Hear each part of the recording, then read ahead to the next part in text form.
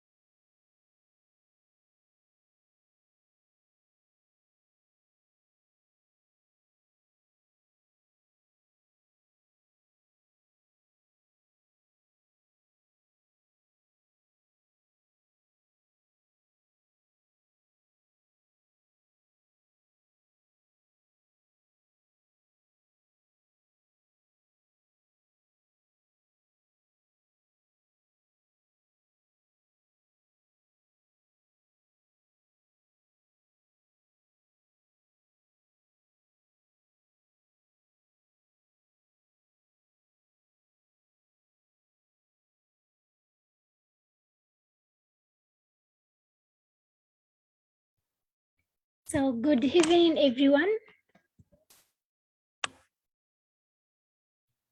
Good evening. Okay, thank you. I think you can hear me clearly. So today, as you all know, I am Katile Mutuku, and the moderator of today's session, which will be tackling sessions 18 on our training on building a healthy mother and child training, brought to you by BBYI. We have the Leo and then 254 Youth Policy Kenya. And then today, our today's speaker is from PanAfricare. And he is Kassim Lupao, who is a public health nutrition specialist in PanAfricare, and the topic of today, 4th November 2021, will be breastfeeding and bottle feeding. I hope you have questions and you want to listen more on the topic. And I won't say much because I know the speaker has a lot he has prepared. So I would kindly request you don't unmute if you are not speaking. And if you have a question, just put it in the chat box. And for those who are following us also in Facebook, if you have a question, you can also put it there. We will read out when the session start. So thank you all for joining in time, and the others will find us as we are going on. So with that, welcome so much our speaker. Thank you so much, Katile.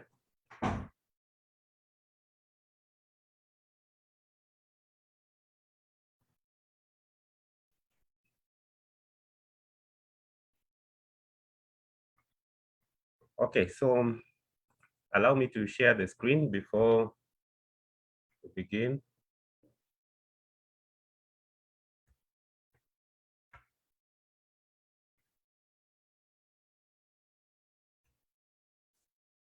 Okay, good evening once again.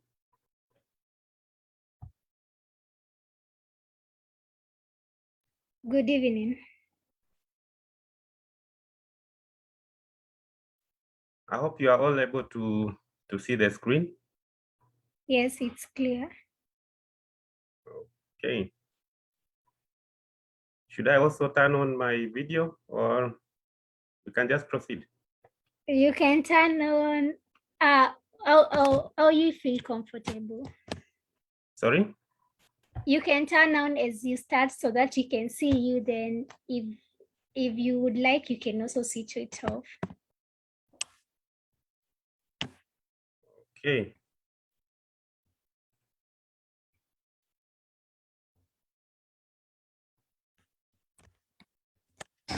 Okay, good evening, everyone. I don't know if my lighting is okay. Yes. I hope you can see me. Yes, yes. Okay, fine. I was doubting my lighting, whether it's okay. I think allow me now to share the screen so that we begin.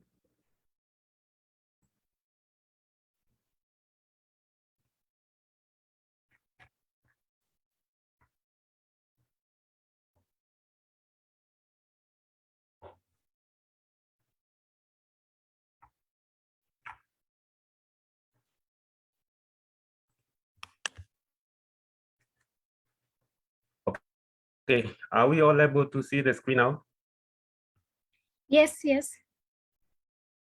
Okay, thank you so much. So welcome to the 18th session of our training, where we are going to look at breastfeeding and cup feeding. I know in the posters it is written breastfeeding and bottle feeding, but again, I've changed the bottle feeding to cup feeding for the reasons that I'm going to explain later on.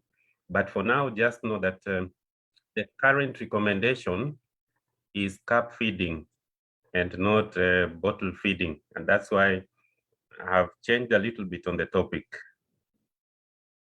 I hope that is clear. Yes. And I'll start by introducing myself. My name is Kassim Lupao. By profession, I'm a public health nutritionist, and I work for a non-governmental organization known as PanAfricare Kenya, as the health and nutrition specialist. So in today's lesson, we are going to go through some little background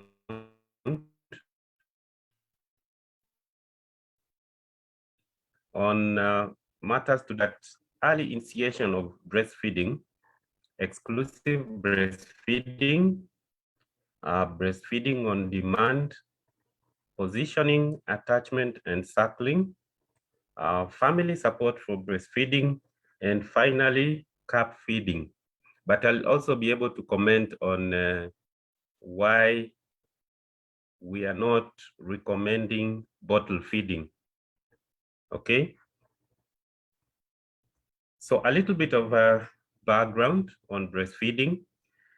We find that world over, expectant parents get bombarded with a lot of advertising from infant formula companies.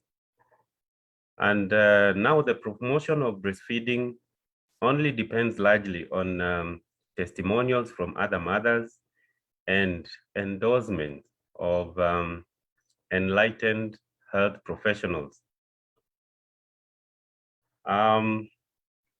Breastfeeding proponents do not have any slick advertisement or big budget. And therefore, that's why breastfeeding is not out there a lot, or information on breastfeeding is not out there. So the larger community of people will get information on breastfeeding either from health professionals, like nutritionists, nurses, doctors, yeah, pediatricians, and so on, or from mothers who have been empowered with this information. That being the case, despite all that, despite the advertising on infant formula, nothing has yet been manufactured by man that can compete with the natural benefits of breastfeeding, which can provide to your baby, yourself as a mother, your family, the community, and the nation at large. So basically, breastfeeding has a lot of advantages or benefits to the baby, to the mother, to the family, and the community and nation at large. Okay, so we move on with the definitions that are related to various modes of breastfeeding or feeding. Number one, we have exclusive breastfeeding. So what does this mean? So exclusive breastfeeding means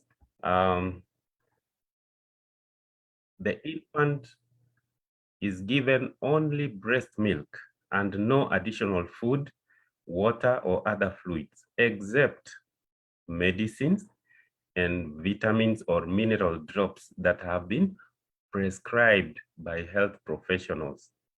Yeah. So the child is fed on breast milk alone. Nothing else is given to the baby, including water.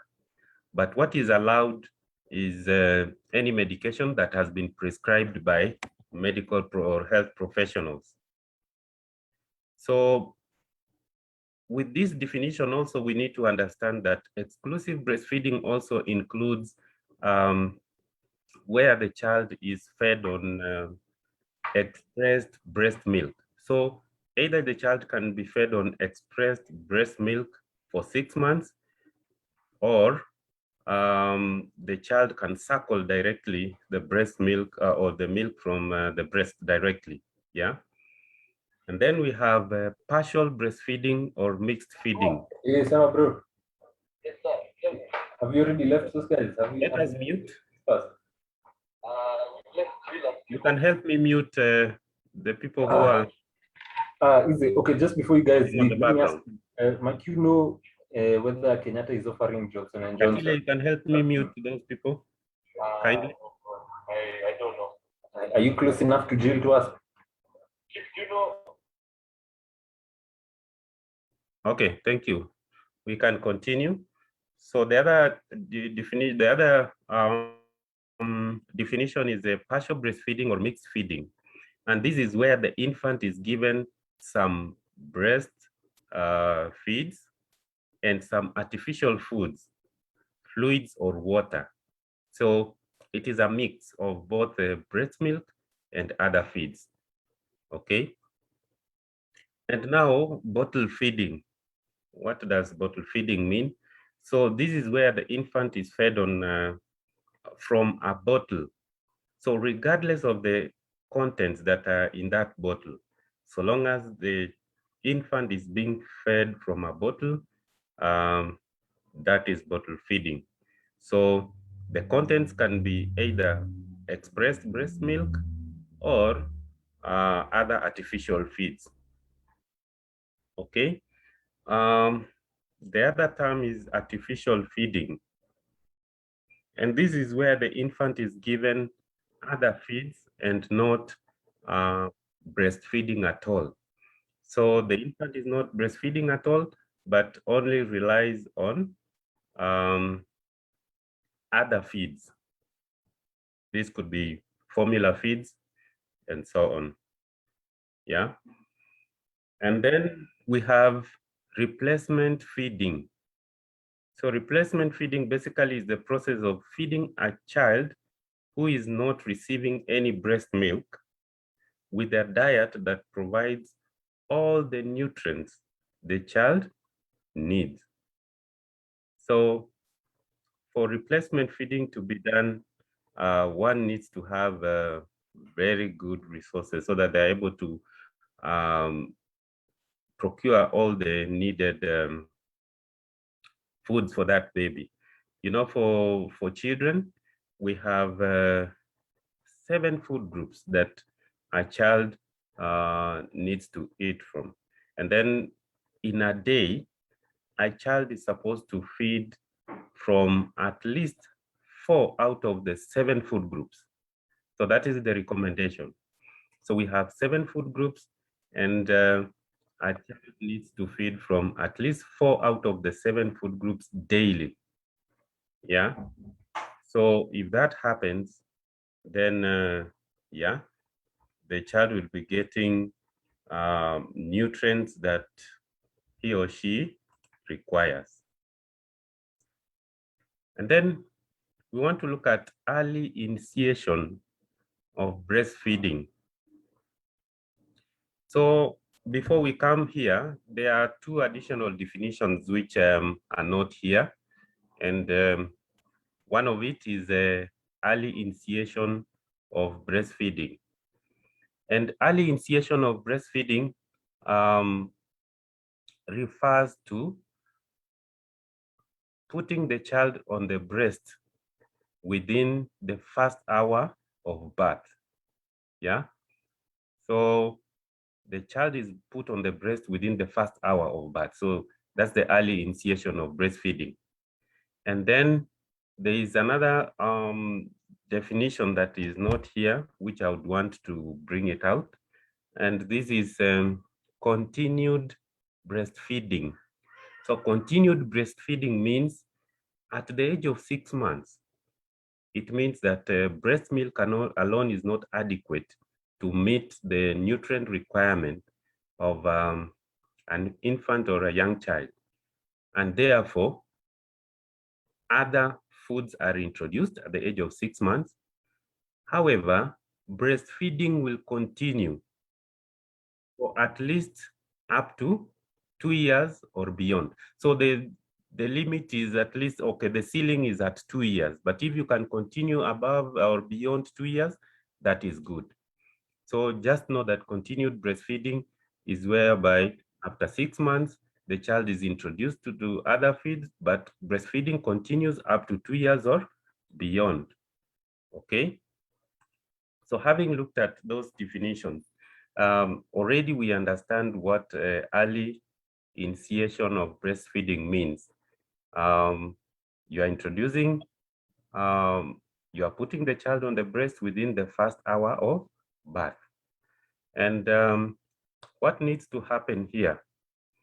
So there is what we call skin-to-skin contact is very important. So immediately the child is born, the child or the infant is supposed to be placed on the mother's chest, yeah?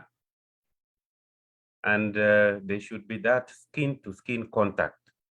So health workers or midwives are not supposed to rush into doing other procedures, but the focus should be putting the baby on the mother's chest so that we initiate breastfeeding within the first hour of delivery. So other things that can wait, like weighing the baby and all those things, they can wait, but the baby needs to be initiated on breastfeeding. And the child needs to stay on the mother's chest, at least the skin-to-skin contact, yeah, for at least 1 hour. And why is this important? This is important because it will help the baby to stay warm, and it will prevent complications like hypothermia. It will help the baby to breathe well. It will also help the mother and baby to establish a strong bond. It will also help for the baby to start breastfeeding as soon as possible, because we want this baby to start breastfeeding within the first hour. And therefore, when you put the baby on the mother's chest, so a normal baby will try to look for the breast by himself, yeah? So the healthcare worker will sometimes will give some time before cutting the cord, and this gives a chance for the baby to benefit from the iron stores in the placenta, because now the iron stores from the mother, of course, we know that the placenta will pass, iron will pass from the mother to the baby through the placenta. So when you give it time without cutting, then that child will benefit from getting those iron stores, which are important for the child's growth. And then begin breastfeeding immediately after delivery, because early initiation of breastfeeding is important because it helps your baby to develop the sucking reflex. So the sucking reflex will kick in early enough, okay? Also, it helps to increase your milk production. So you find that when the breast is emptied, then milk production also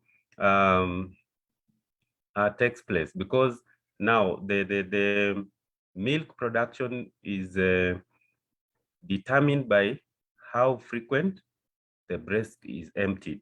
So when the breast is emptied so often, then the production also increases. So early initiation of breastfeeding also provides your baby with the first milk, which is called colostrum.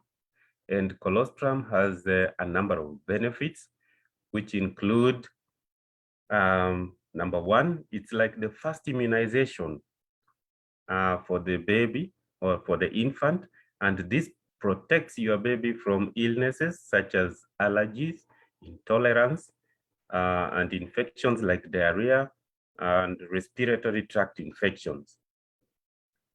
Colostrum is also important because it helps to clear meconium, which is the first dark stool, thus preventing the yellowing of the baby's skin, what we call jaundice, yeah?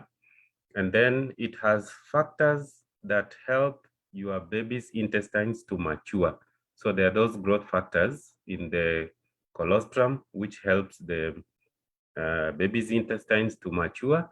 And also, for digestion to take place effectively. Okay.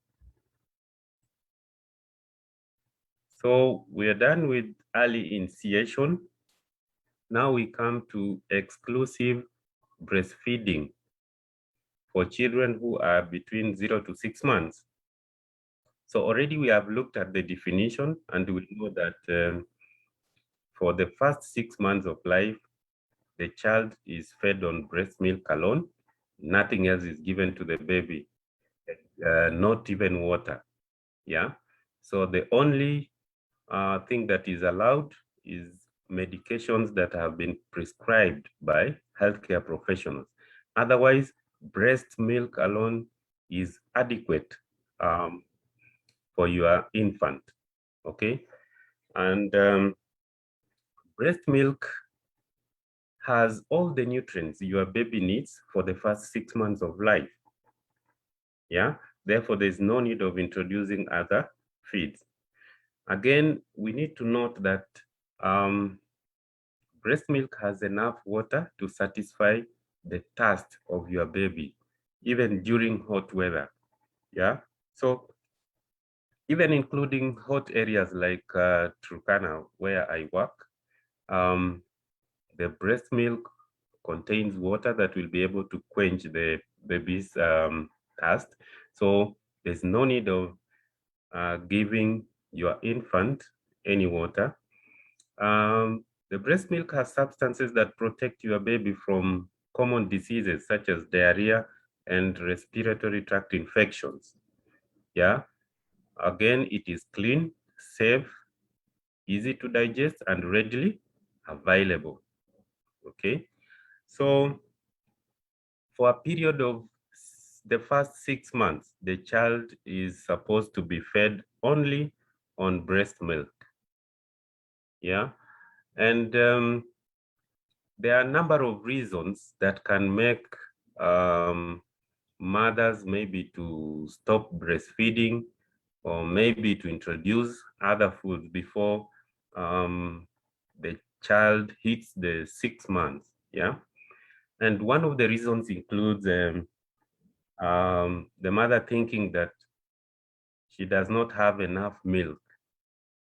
So this is not true. This is a myth. So all mothers are capable of producing enough milk for their babies. Okay, because milk production and milk letdown is under the control of hormones. So we have the hormone prolactin and oxytocin, which come into play, because prolactin plays a role in the production of breast milk, and then now oxytocin comes in to squeeze that milk now from the milk duct to the breast, and then the child is able to suckle. Therefore, all mothers are capable of producing enough milk. Okay, so unless there is a problem with the hormones, which is a very rare condition. So you know that your baby is getting enough milk when they are gaining at least a half a kg every month in the first 6 months. So that's why growth monitoring is important. So when you take your infant to the child welfare clinic, so you should expect at least a weight gain of 0.5 kg every month for the first 6 months. So you will know that at least your infant is getting enough breast milk. Okay.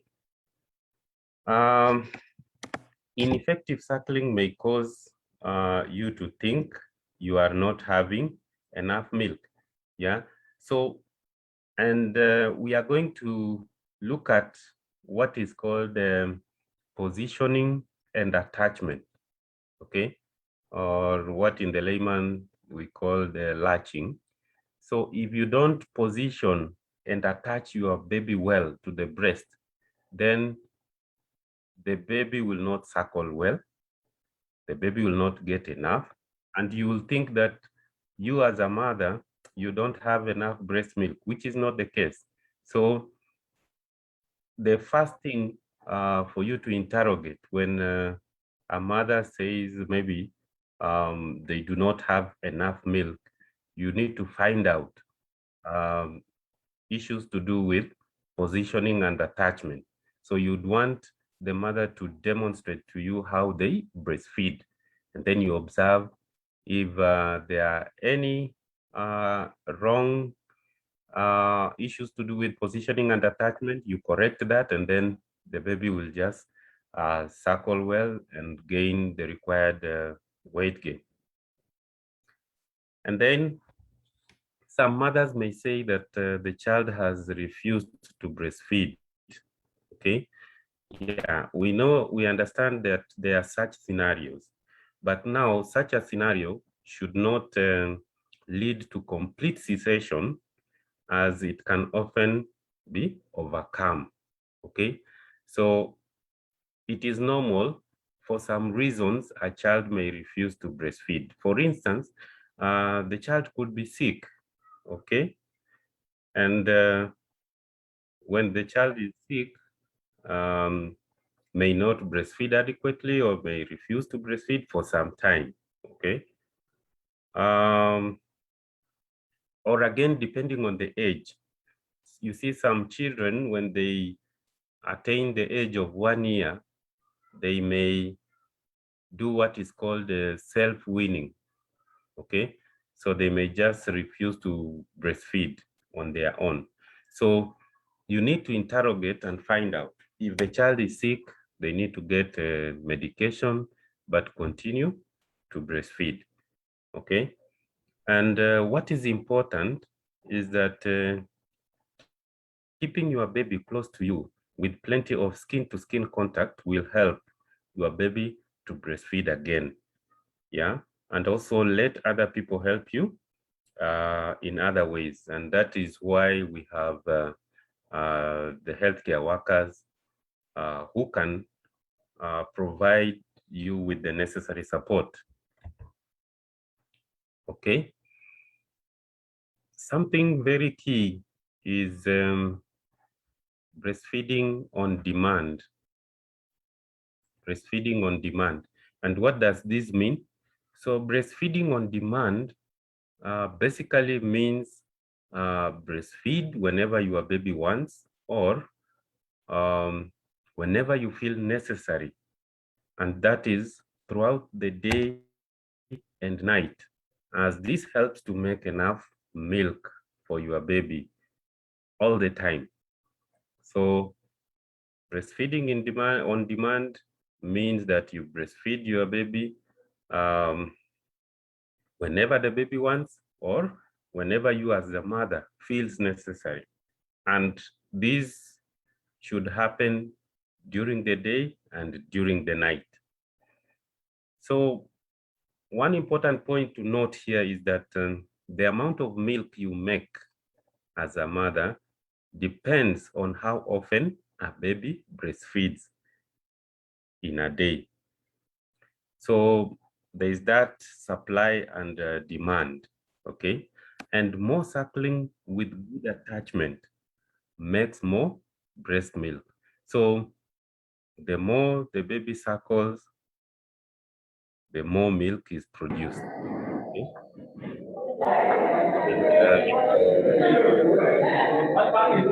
You can help me mute those people. Okay. Oh, G-Mega. Bye.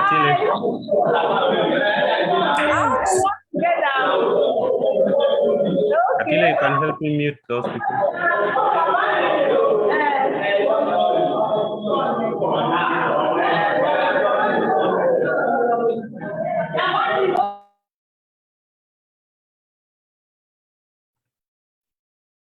Sorry, I had just to mute them so that I continue, because the noise was too much. Okay. Yes, can people please mute? They are distracting us. Okay, I think we can continue. So I was mentioning that the amount of milk you make as a mother depends on how often a baby breastfeeds in a day. So the more suckling with good attachment makes more breast milk. So, and I was talking about that issue of demand and supply. And earlier on, I mentioned that milk production and letdown is under the control of hormones. And we know hormones send messages, okay? So if a mother breastfeeds more frequently, okay, so a message will be relayed that the demand is high and therefore more milk needs to be produced. So now when breastfeeding, let your baby come off the breast on his or herself, or on his or her own before offering the other breast, okay? So don't pull the baby from the breast, yeah? Let the baby breastfeed exhaustively until the baby comes off, yeah, before you change. Because there are those mothers who keep changing the child to feed from one breast to the other. Because it is important that the baby breastfeeds. And, you know, the contents of breast milk are different because we have what is called the foremilk and the hind milk. So the foremilk is what comes immediately the child or the infant starts breastfeeding. Yeah. And in terms of content, it has more of fat content compared to the hind milk. So it is important for the child to breastfeed exclusively so that now the child is able to get both fore and hind milk. Yeah, that's why the mother should not keep changing the baby. Yeah, the baby should breastfeed and come off the breast on his or her own. Okay, so we need to remember the following: that number one, your baby should be fed at least 8 to 12 times a day. And a day here, we mean 24 hours, okay? Breastfeeding day and night, yeah? So those are the number of times you need to breastfeed your baby. And if your baby is ill or sleepy and stays too long, say for like between 2 to 3 hours, you need to wake him or her to offer the breast. Otherwise, the child will not gain the required weight. And of course, we know that when a child is sick or when the baby is sick, the nutrient requirement is even higher than a normal baby, and therefore they need to breastfeed more. So you know your baby wants to breastfeed if he or she does the following things, okay? If your baby is restless, opening the mouth and turning the head from one side to another, putting the tongue in and out, or sucking on fingers or fists. These are some of the signs that indicate that the child wants to breastfeed, okay? So do not wait for your child to cry, because this is a late sign of hunger. So breastfeed on demand, and we have mentioned the number of times. And if the child is sick and is sleeping too long, you wake the child up and offer the breast.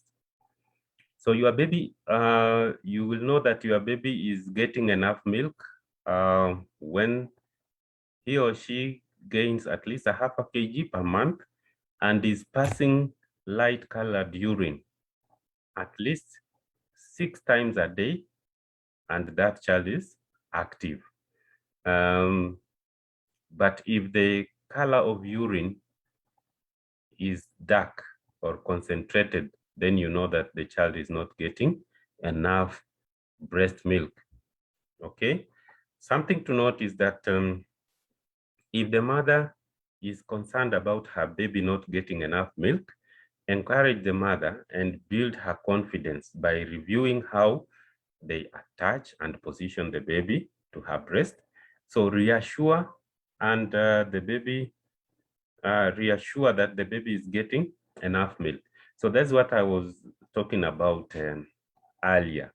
So the first thing for you to do, if a mother comes to you with complaints that the baby or she doesn't have enough milk, the first thing for you to do is ask her to breastfeed as you observe.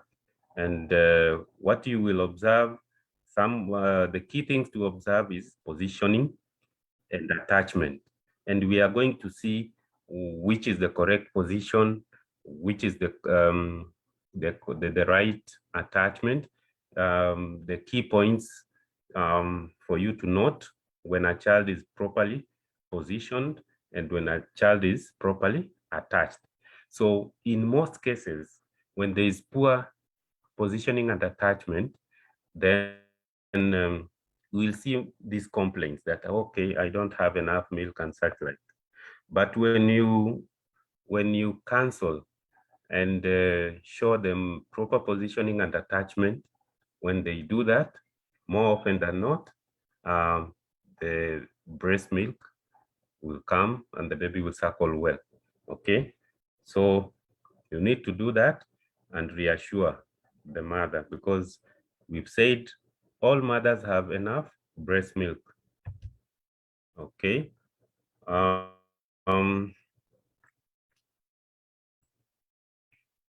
Now, I want us to look at positioning and attachment.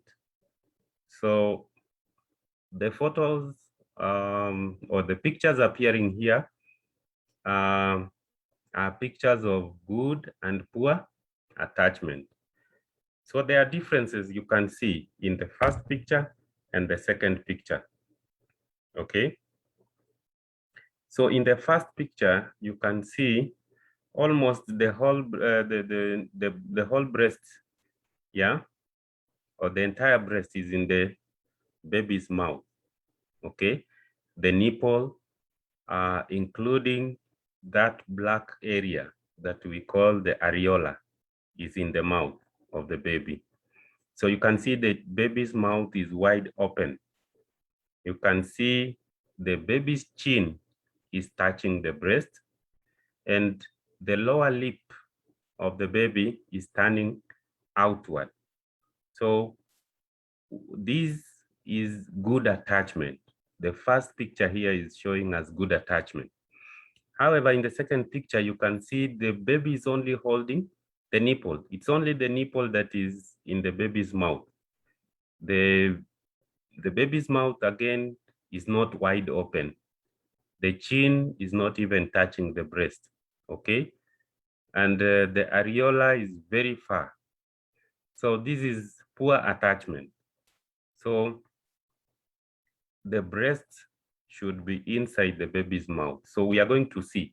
I'm going to talk about the key things you need to look at that are indicative of good attachment. And I will also talk about positioning, okay?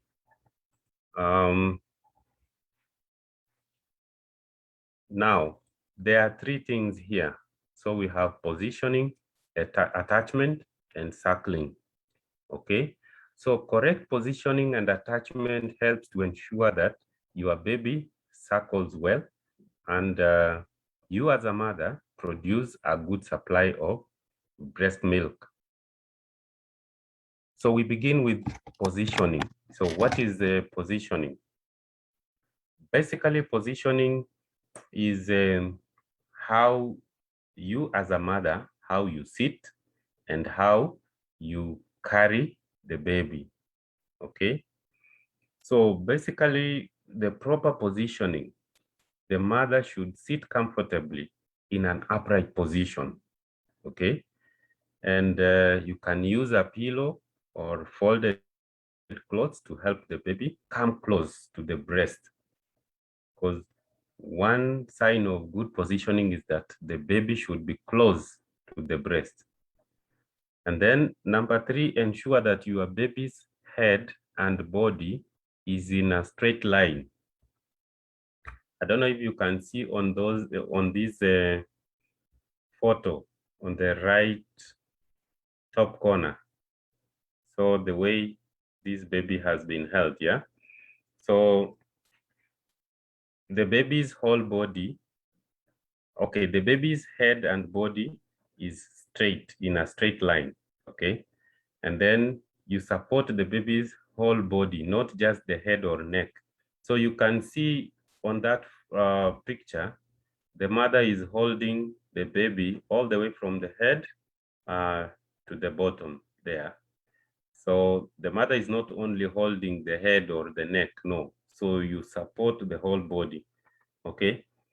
And ensure that your baby is close to you.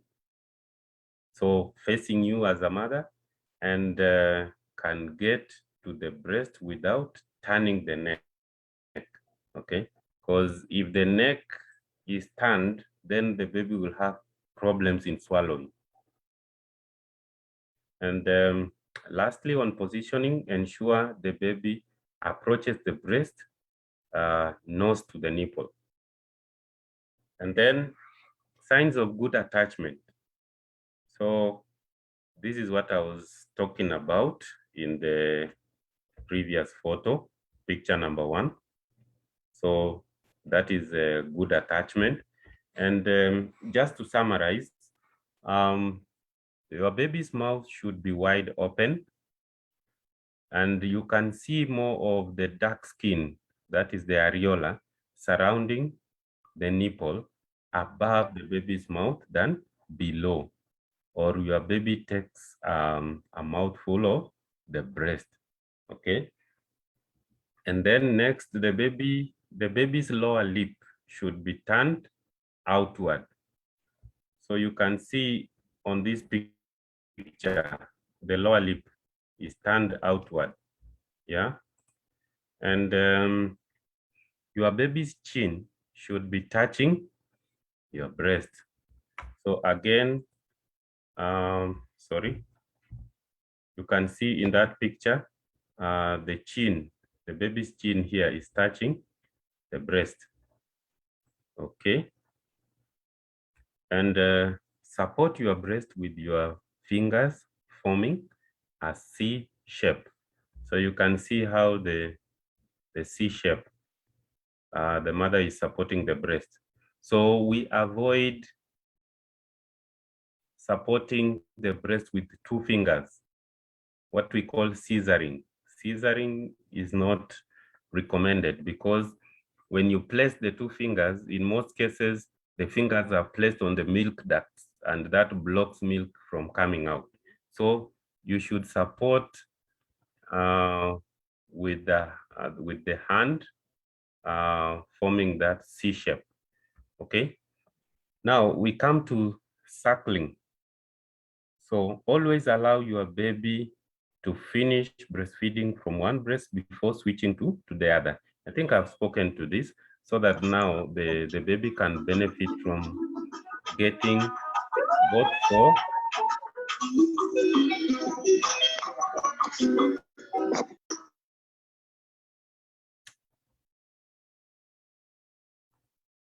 okay, sorry, I had to mute them again. So your baby, signs of effective suckling. Number 1 is that your baby takes slow, deep suckles with pauses in between. Another sign is that you see or hear your baby swallowing after 1 to 2 suckles. Then the baby swallows. And then sucking is comfortable with no pain to you. So if the mother feels pain, then that is there's either poor attachment in most cases. Then effective suckling is not taking place effectively, okay?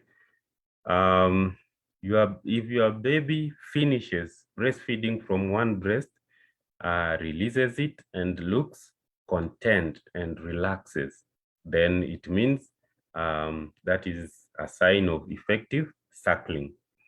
So if your breast is soft after the feed, it means that the baby has been able to suckle milk out of it, okay?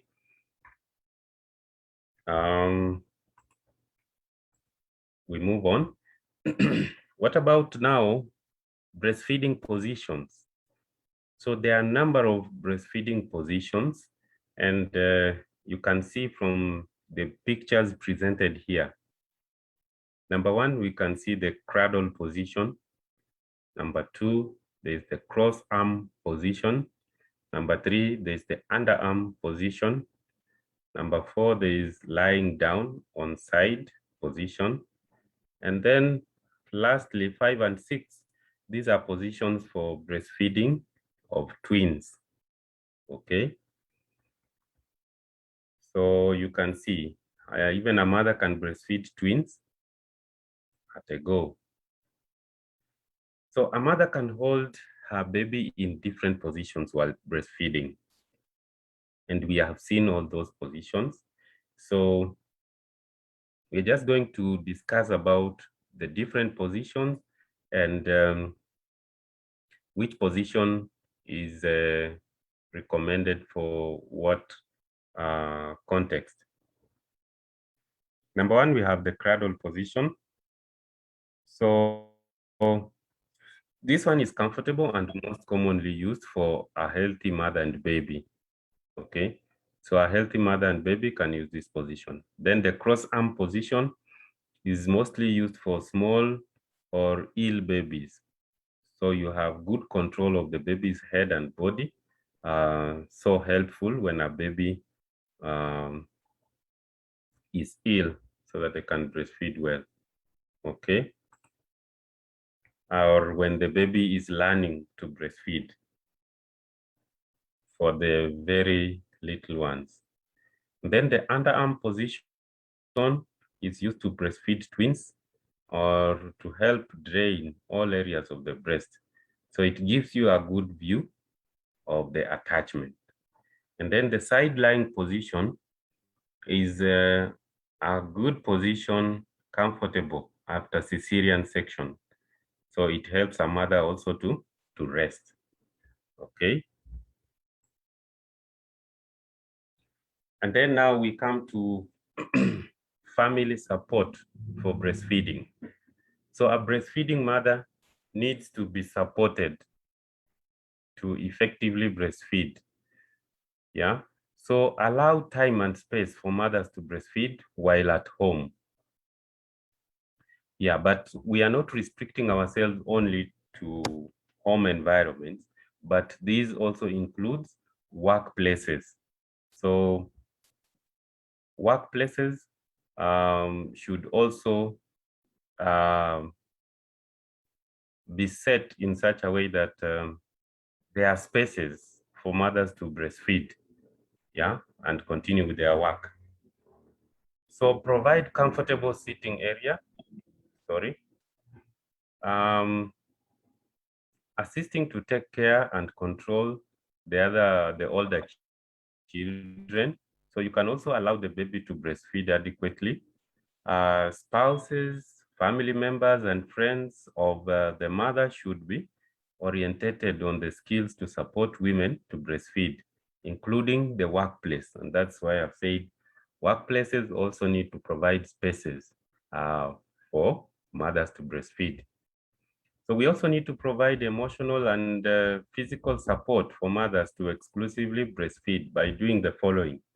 Number one, helping with the household chores, assisting the mother in feeding the baby with expressed milk when the mother is away, or supporting the mother to eat healthy to get all nutrients they and the babies need by helping them to take at least 3 meals per day, eat snacks in between, and to eat plenty of fruits and vegetables, and to drink sufficient water every day, at least 8 glasses of water or 1.5 liters of water, okay? And again here, when we talk about maternal nutrition, so I talked about in children, we have 7 food groups, but now for maternal nutrition, we have 10 food groups. And now per day, a mother is supposed to feed on food from at least 5 groups per day, okay? 5 out of the 10. Then that mother will be feeding well and she can produce enough milk for her baby, okay? Now we come to cup feeding. I said that bottle feeding is a no-no. Currently, we don't recommend bottle feeding. So the recommendation is that feed the baby using a cup, but not bottle feeding. And basically this is because the context we are in, especially in Africa and many of Asian countries, okay? Because bottle feeding has a lot of requirements which most households cannot meet. And therefore, for now, the recommendation is a no-no, feed the baby using a cup, and we are going to see. So feeding your baby using a cup is safer and better than using a bottle, okay? Now, why a cup and not a bottle? Cups are easy to clean with soap and water. It is less likely than bottles to be carried around for a long time, giving bacteria time to breed. So you see, when you carry milk in a bottle, yeah, you are giving bacteria time to breed. And that's how now you introduce even infection to your baby. So that should not be the case. But now with cup feeding, what you do is you only put enough milk for a single feed. Then you feed your baby, and then there's nothing that is left in the cup for the next feed, no, yeah. It is associated with less risk of diarrhea, ear infection, and tooth decay. So you should know that when children feed using the bottle, cases of tooth decay are very high.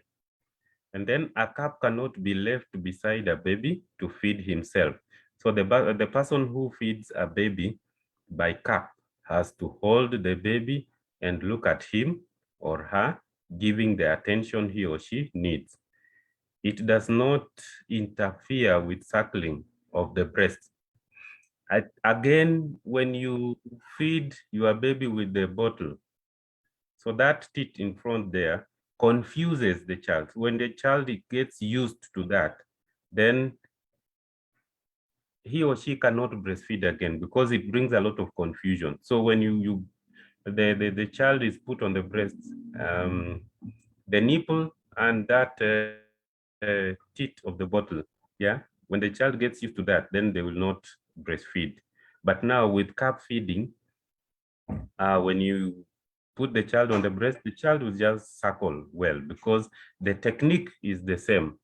And we are going to see the technique of cup feeding, how it is done. Again, with cup feeding, it enables a baby to control his own intake. So with the cup feeding, you don't pour the milk in the baby's mouth, no. So I'm just going to explain shortly, but what you should know that is the baby will just suck the milk directly from the cup, yeah? So let me describe the steps on how you feed a baby by cup. So number one, you should wash your hands and then put the estimated amount of milk for only one feed, what the child can take in one feed into the cup. Nothing should remain, okay? And then hold your baby sitting upright or semi-upright on your lap. And then you hold the small cup. Again, you use a small cup, not a very big cup, to feed the baby. So hold the small cup of milk to your baby's lips. And then you tip the cup so that the milk just touches your baby's lips, and it rests slightly on your baby's lower lip. So the cup rests on the lower lip, and then you tilt the cup, yeah, so that the milk touches the lips. So when that happens, your baby becomes alert and opens his mouth and eyes. So hold the cup in his or her lips and let him or her take it himself. So when the milk touches the lips, the child will just suckle the milk out of the cup. Yeah. Okay. So do not pour the milk into the baby's mouth. So that is it. The recommendation is cup feeding, no bottle feeding at all. Okay. And finally, we come to the advantages of breastfeeding.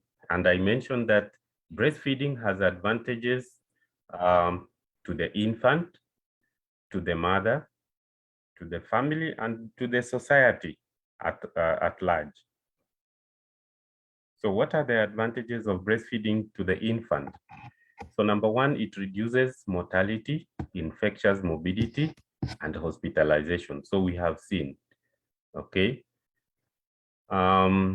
It also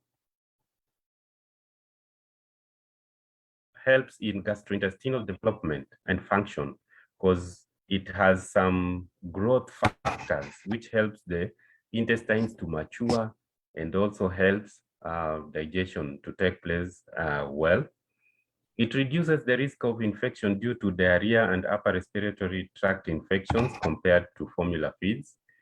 It helps in development of the immune system. We have said that it is the first immunization for the child. It helps in cognitive development. So breast milk helps the child to develop IQ. So the IQ of a child who has been breastfed is higher by 3 points. It reduces the risk of obesity later in life compared to children who have been fed by formula. It lowers the risks of diabetes later in life also. It reduces the risk of sudden infant death, Hodgkin's disease, or Hodgkin's lymphoma and leukemia. Also lowers the risk of infections like otitis media, lower respiratory tract infections, and so on. What about to the mother? It reduces post-delivery bleeding and anemia. You see, the hormones that are produced during breastfeeding, because we've said that breastfeeding is entirely under the control of hormones, yeah? And there's the hormone oxytocin, which squeezes milk out of the ducts so that the child breastfeeds. So this same hormone acts on the uterus by making the uterus contract to expel the placenta. And when the contraction happens, it presses on the blood vessels around the placental site, yeah, forming what we call the living ligature action. And that is how it stops breastfeeding.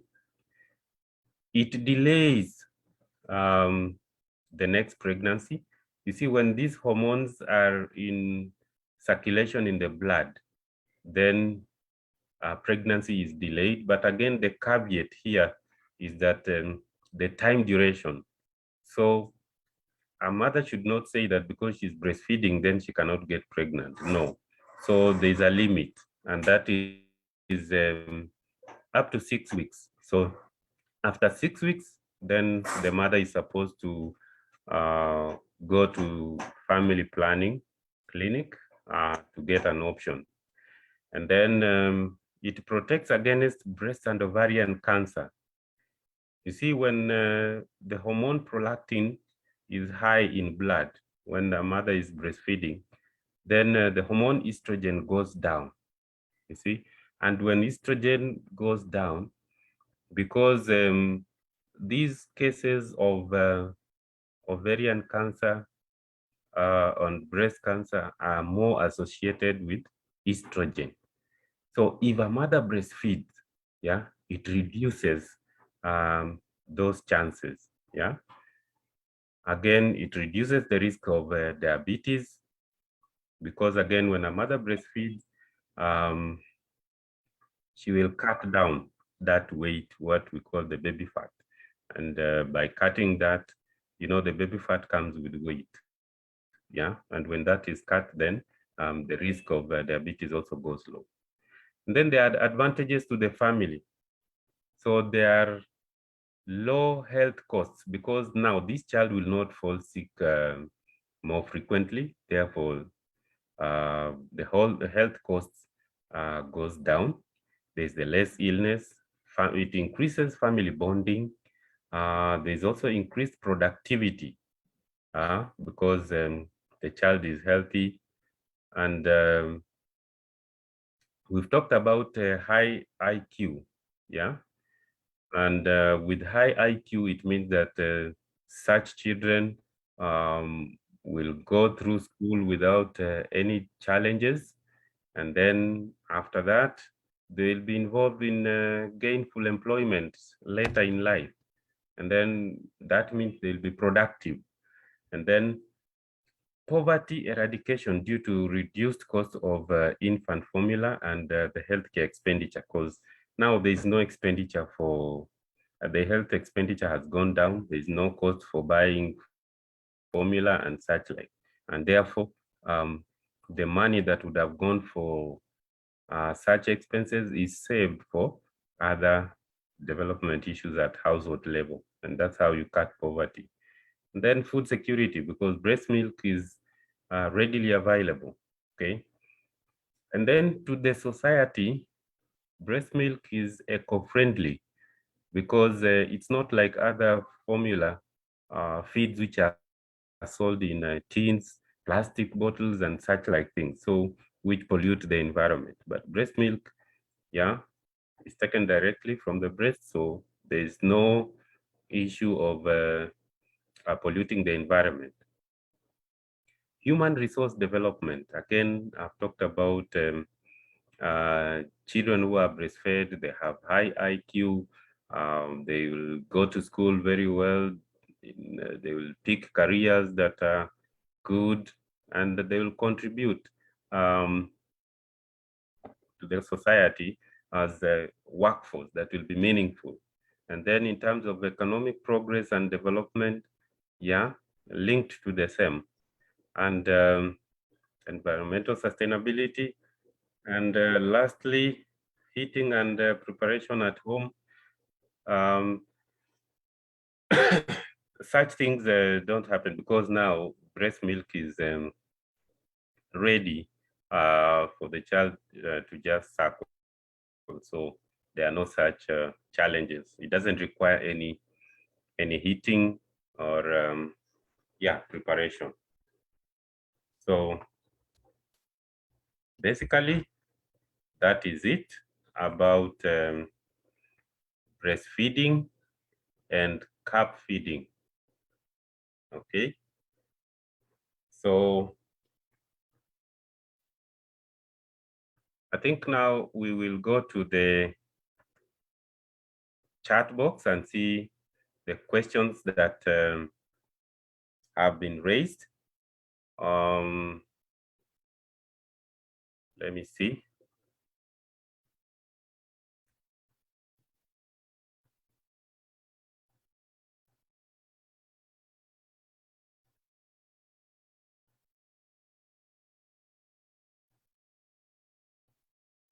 Okay, so far I'm not seeing any questions in the chat box, but at this time, if you have any question, I will allow you to raise your hand, ask your question. Yeah, and then I'll respond to your questions. Okay, so it is your time. You can ask your questions now. So it is now someone who is asking a question is the only person that will be allowed to unmute so that we are able to hear the question and then respond adequately. Okay, so I can see some positive comments that it was an awesome session. Okay.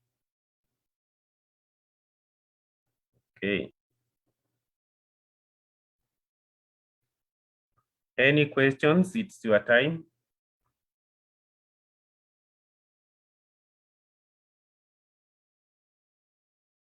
Was everything clear? Hello. Yes, I can hear you. I was asking, what's the maximum age of breastfeeding? Okay. That is Banuna. I hope I pronounce your name well. Yeah, it's correct. Okay, so the recommendation is that the baby should be breastfed up to 2 years. But if you can do beyond 2 years, it's well good. But at least a baby needs to be breastfed up to 2 years. So that is the recommendation. But it doesn't mean that when you hit 2 years, you stop. No. If the child wants to breastfeed, you continue. Is that okay? Okay, thank you. Okay. I was just clearing up something, misconceptions. Okay, no problem. It's good to get clarification.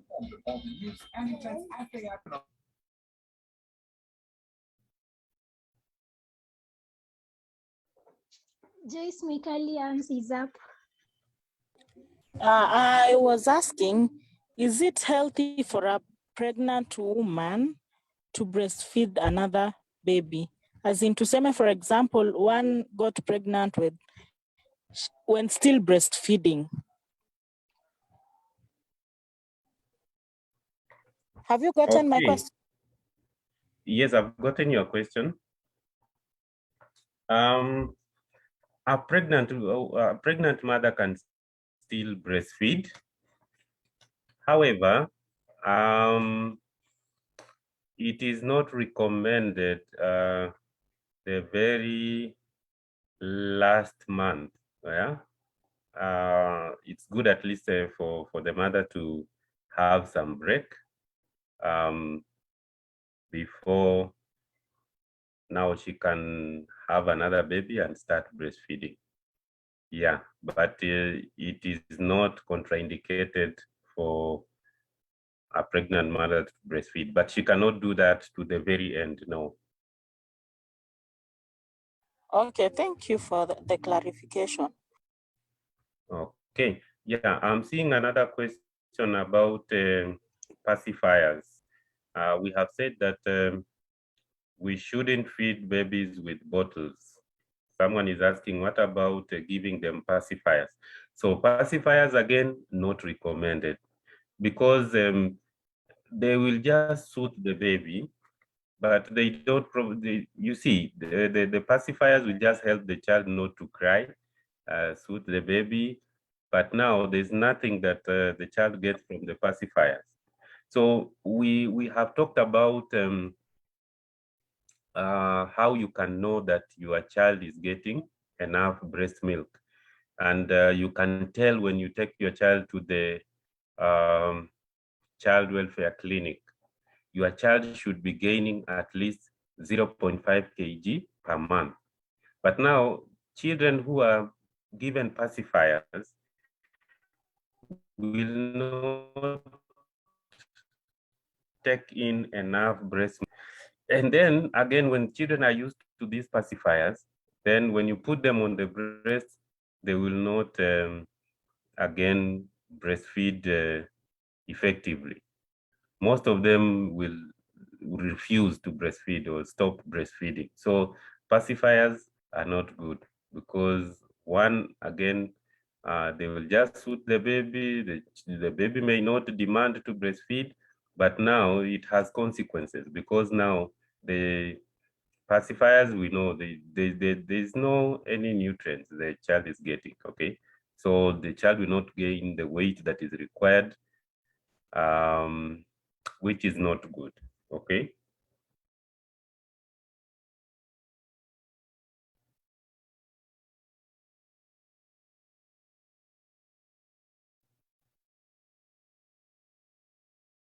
Hello.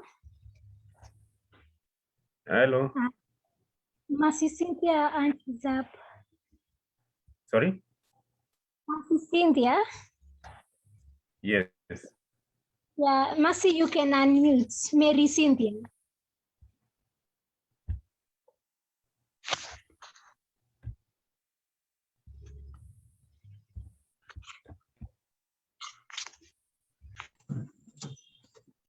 Hello.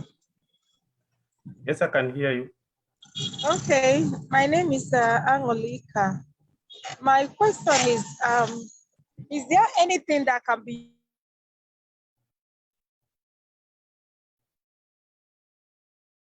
You are breaking.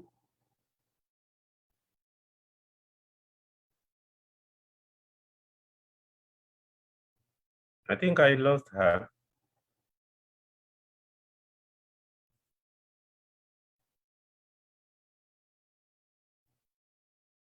Maybe you can pick another question. Okay, let me read the question in the chat box. Yeah. Asking, is it safe for HIV positive mother to breastfeed for 2 years to both the baby and the mother? Okay. I know this issue. We have been moving. You know, health is dynamic. I know the guidelines have been changing from time to time because I know the more you, okay, just a minute. I just want to get the latest guidelines on the same, because I know there was a time we're talking about early cessation. Can you get my question, please? Hello. Can you get my question? What's the Hello? question? Yes. Okay.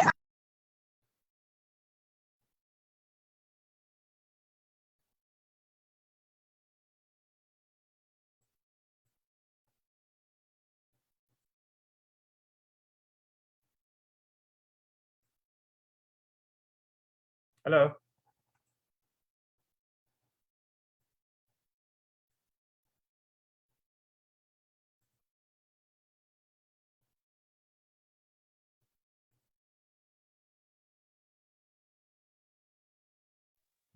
Hello, Mercy, Mary.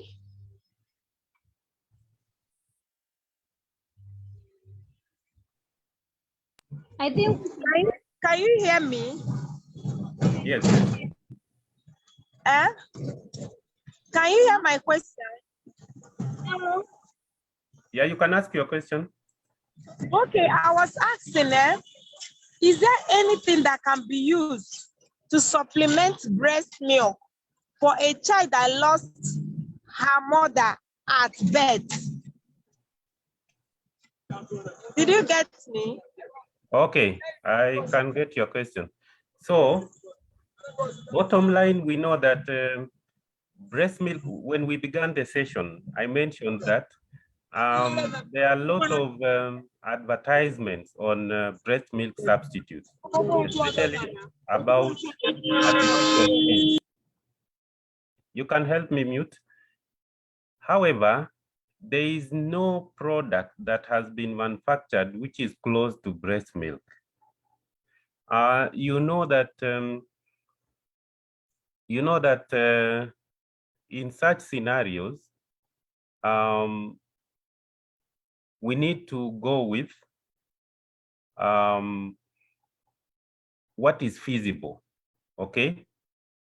But if possible, if breast milk or breast milk from another mother can be found, then it is the best option.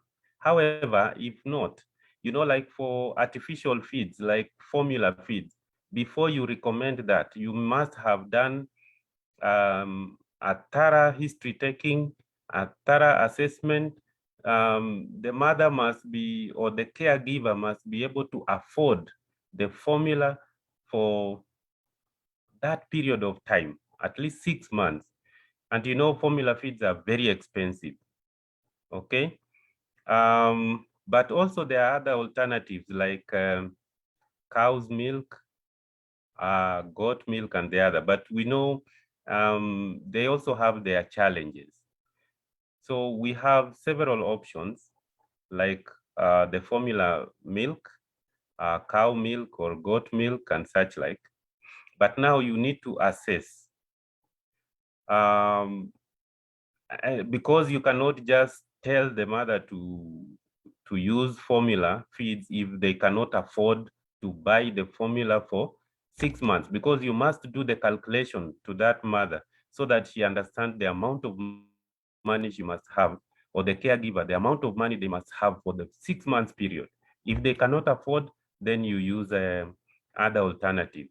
However, these alternatives have their own shortcomings, but breast milk is the best. That's why, like in Kenya, we have come up with a milk bank, okay? Breast milk bank, because we have mothers that produce a lot of milk, and they are encouraged, if they have excess, they take the milk to that bank, and that milk is used to feed other children, because children like now in such scenarios, because breast milk is actually the best option, yeah.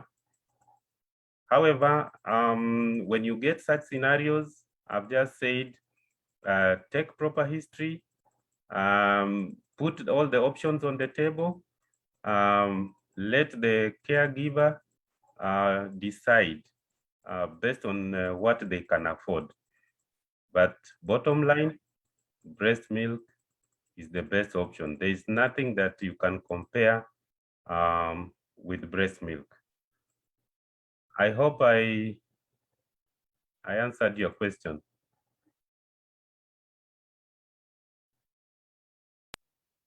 Yes, yes. Thank you so much. Okay, most welcome.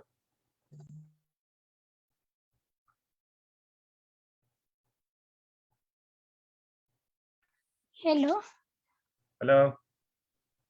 Before Mary interrupted, we had that question about if someone should breastfeed well while she's HIV pregnant. Sorry?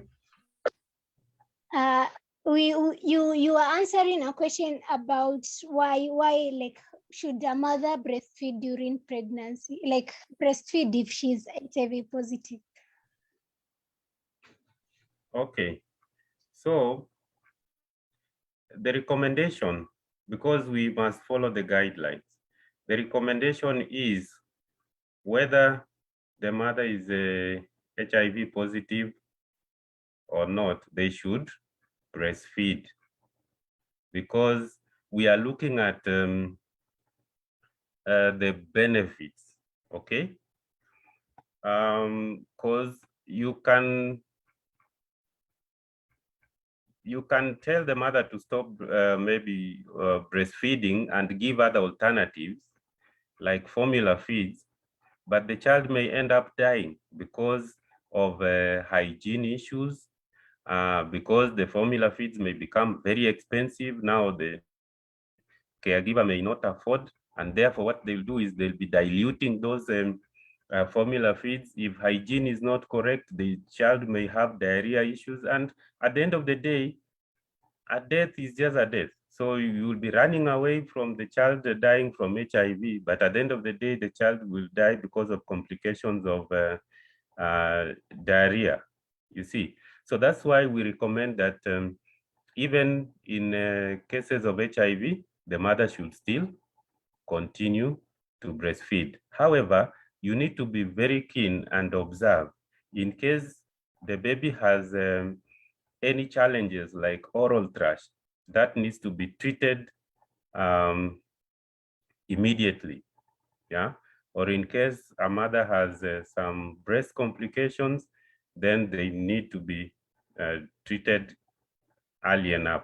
But what is important, you can try to prevent that by ensuring that the mother, you teach the mother on proper positioning, attachment, so that you avoid those breast complications.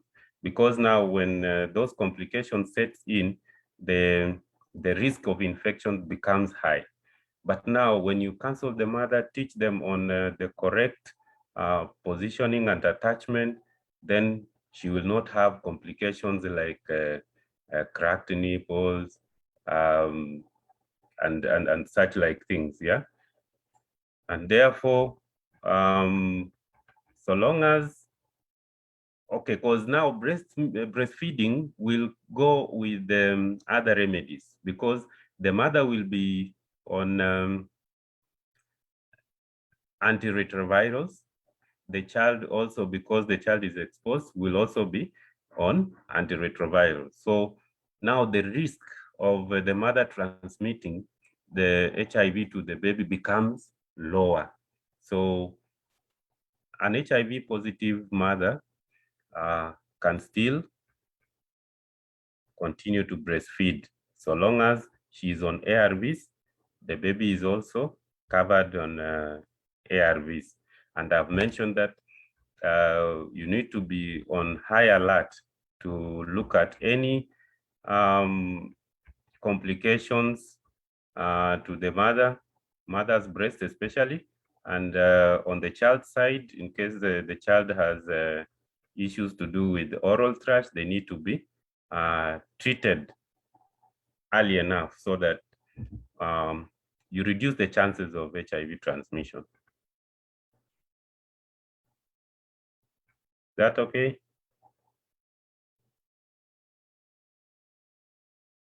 I think Minnie, you answered. Sorry? I think for me, I answered. I don't know if the person who asked was answered, so we can go to the next question from Ivina Cheng. When you are breastfeeding, milk usually flow from the other breast. Is it okay to press the other breast so that milk doesn't come out?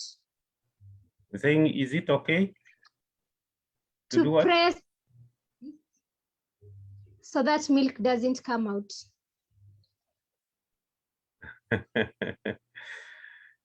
Yeah, you know, that is a tricky one because it is an oxytocin reflex. That we've been talking about the milk production and letdown. Now the letdown is under control of oxytocin. It presses the milk ducts to let the milk out. Because now pressing will not help much. Maybe for the mother to be comfortable, maybe she can put a piece of cloth or something so that now when milk comes out, it can soak that milk. But of course, we know that milk, the excretion of that milk is under the control of the hormone oxytocin. So by pressing, you are not you are not acting on the oxytocin, so it may not help much. But we know that now the wetting of the mother's clothes may make her feel uncomfortable. But if that happens, it is good.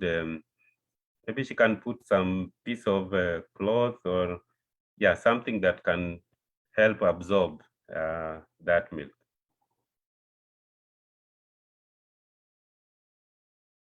Thank you so much, our speaker. We have another question from Dorcas Tesang. She's asking, when a baby refuses to breastfeed, how long should you try before giving none? You're saying how long And, should you try? yeah, before giving none, I don't know NAN. Yeah, NAN basically is a formula feed. We have NAN 1 and NAN 2. So NAN 1 mainly is given for the first 6 months. NAN 2 comes in later. But we have said that in most cases, okay, we understand, when you understand the science behind milk production, then you will know that all mothers have the ability to produce enough milk because it is the hormones that are under control. And you see, these hormones are produced in the pituitary gland. So unless there's a problem with the pituitary gland that now the hormones are not being secreted, which is a very rare medical condition. In most cases, the problem is usually poor positioning and attachment is what makes babies not to get enough milk. And then the mothers think that they do not have or they're not producing enough milk. So when you counsel the mothers and then you give them time to breastfeed as you observe, most often than not, they'll be able to breastfeed successfully because there is no mother who cannot produce enough milk unless they have a problem with the pituitary gland, which is a very rare health condition. So there is no period that I can say you try for this period, then if it doesn't work, then you move to NAN. No. So those children who will be put on NAN will have gone through a lot of interrogations, investigations, and all that. And that will be the very last resort. But just know that most mothers will have the ability to breastfeed their children. Okay, so I wanted to share this. I wanted to share this on screen because I know it came in the chat box. And I was mentioning that, these guidelines keep changing.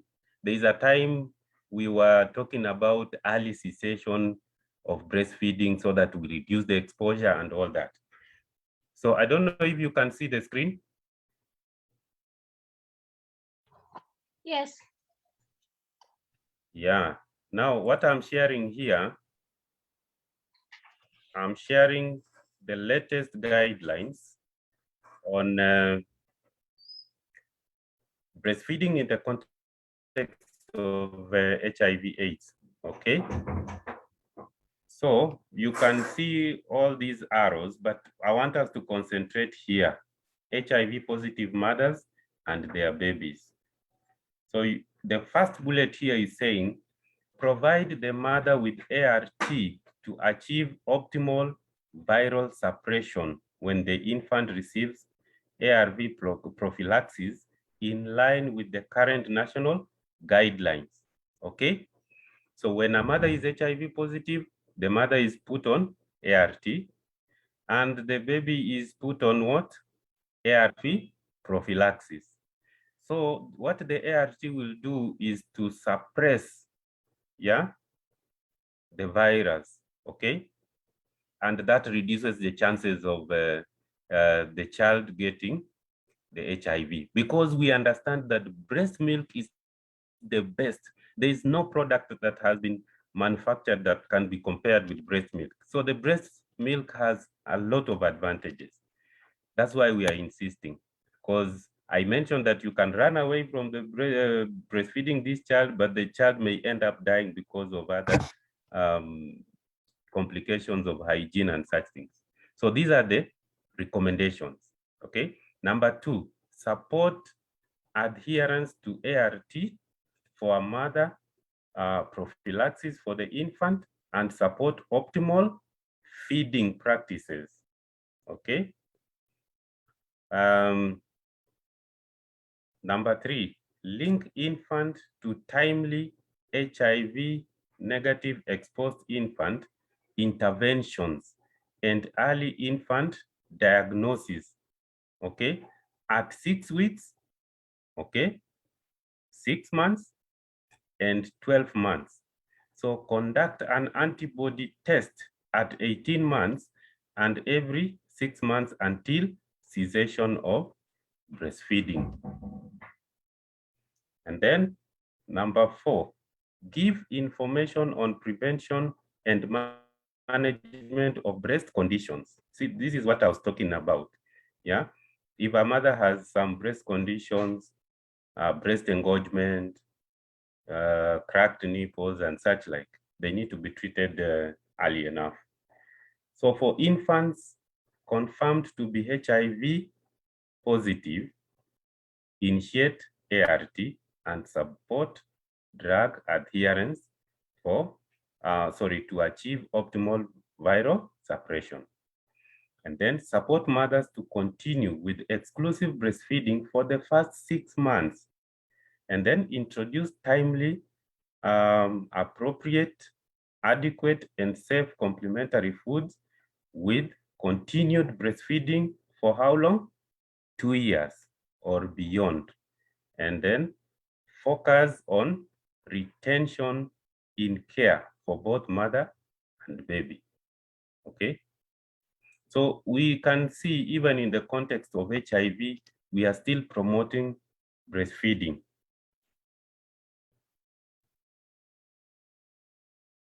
I hope it is now clear because these are the guidelines.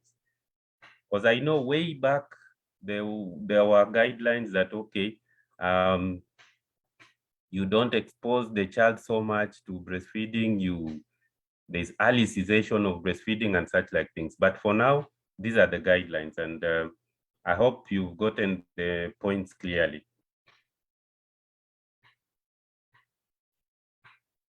So HIV positive status should not stop a mother from breastfeeding. I hope that is clear. Yes, it's so clear. Yeah, because these are the guidelines that came into effect in March 2019. Yeah, and you can see they were signed by Director of Medical Services. So this is the latest guideline. Thank you so much. Okay. We still have another question. Yes. Now, is it right to stop breastfeeding at 1 year? Sorry? Is it right to stop breastfeeding a baby at 1 year? Sorry, I can't get the question clearly. I'm just hearing at 1 year. Is it right to Yeah. stop feeding a baby at 1 year? No, that is not right, because the recommendation is that continue breastfeeding the baby up to 2 years.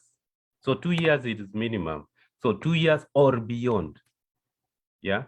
So the recommended period there is 2 years, at least minimum. If the child can continue beyond 2 years, just continue, no problem. But at least minimum 2 years. So 1 year, no.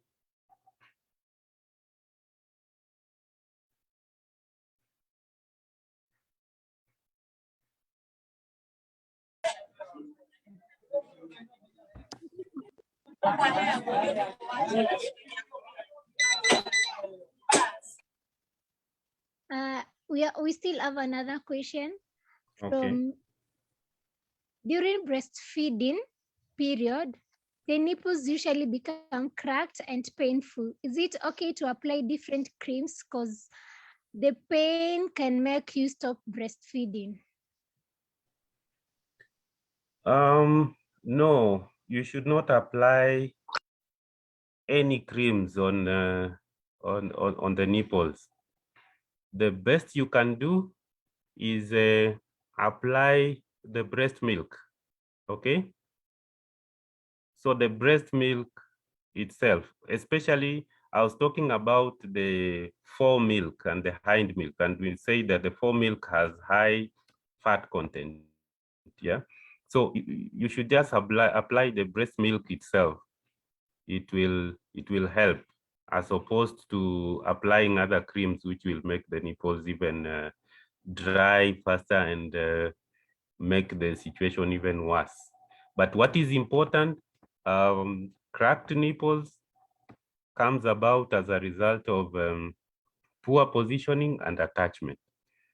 Yeah, but in terms of what to apply, just apply the breast milk, not any other cream.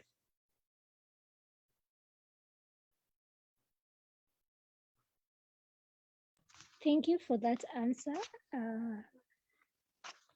I don't know, does anyone else ask a question?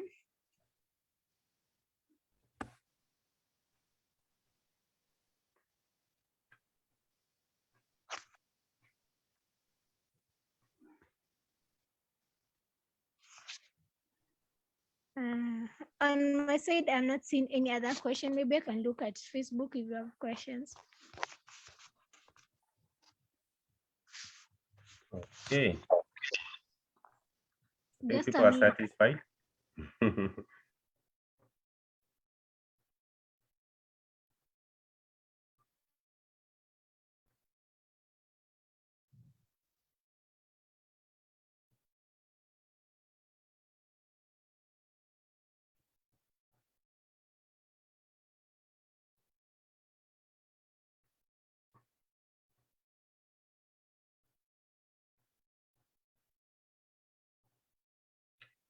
Okay, so Katile, if there are no more questions, maybe we can bring it to a close. Yeah, I can't see any other question.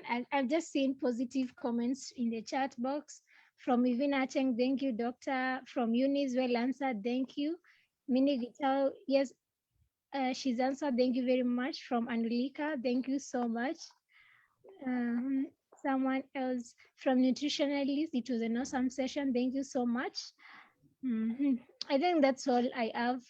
From Facebook, they are really appreciating and following the session.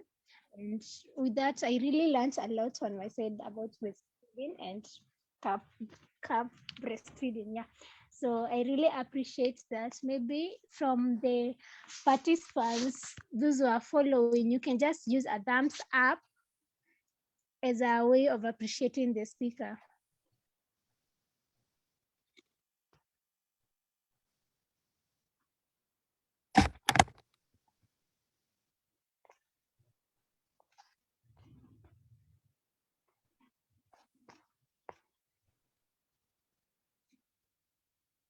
Okay, thank you so much. I can see the thumbs up.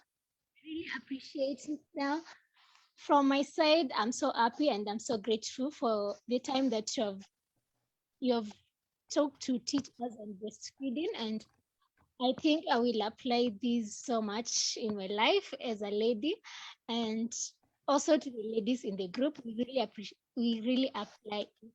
So maybe you can give a parting shot, our speaker. Okay, thank you so much. It was a pleasure hosting you on this 18th session where we've gone through breastfeeding and cup feeding. I know now you can appreciate that breastfeeding has a lot of benefits, benefits to the infant, benefits to the mother, benefits to the family and the society as a whole. So breastfeeding has a lot of benefits, and these can translate later in life into better outcomes in education, yeah, positive contribution to the economic sector. And when our children are breastfed, yeah, we can have people with high IQs who can go through school well, they can be engaged in gainful employment and contribute positively to the GDP of a country. Therefore, breastfeeding is very critical, and I hope you've really benefited from this session. So yeah, it was an honor. And I think if there will be a chance for me to host you again on another nutrition topic, yeah, I'll be more than available. Otherwise, thank you so much, and have a good night. Thank you so much, our speaker. We are so glad. From the members, maybe I've seen Dr. Nganga in. Maybe she can say something. Dr. Ann.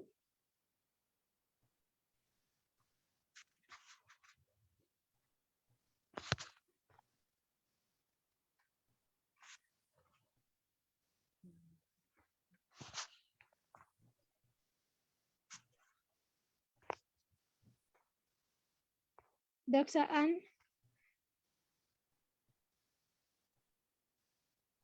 Okay, maybe you can have Dr. John. She had raised his hand to give a feedback about the session.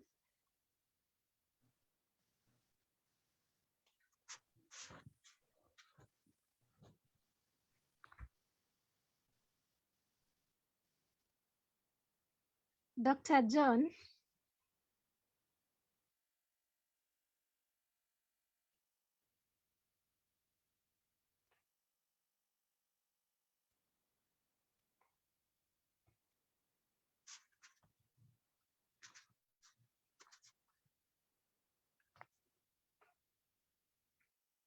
They are not able to unmute, so we can have randomly Josh Shania.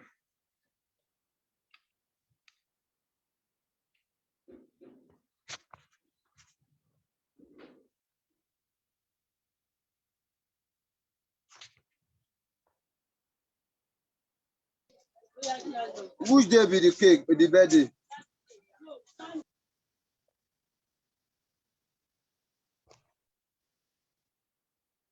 I think everyone is unable to unmute. So with that, I think we can end the session, and thank you so much, our speaker, and have a good evening, all of you.